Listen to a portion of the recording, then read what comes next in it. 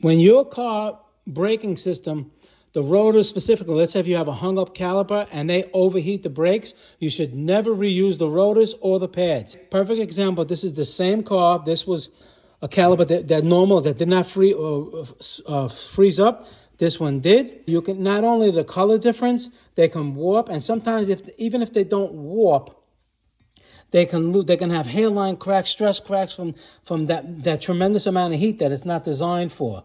Okay, now look at the brake pads. Look at these. Look at all the shiny spots. That's glazing over. All right, these pads are gonna not stop as good as the other ones. Look at that, compared to good pads. You see that?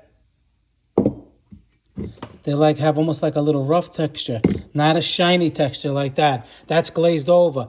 And what's going to happen if you do reuse them, all right, you're going to have less braking power. Let's say a brand new caliper, you're going to have less braking power. And the car is, when you hit the brakes, let's say if it's the front, it's going to pull to the side that had the ones that weren't overheated because they're gripping so much better.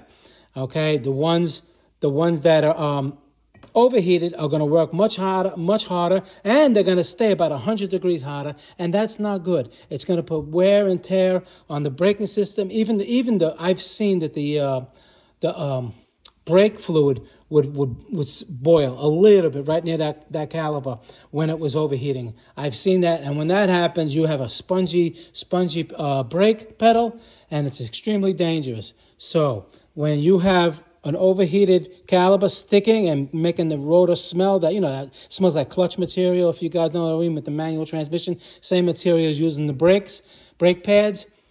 All right, you replace the caliper, and you replace the rotor, and you replace the brakes. That's the best way to go about doing it properly and safely.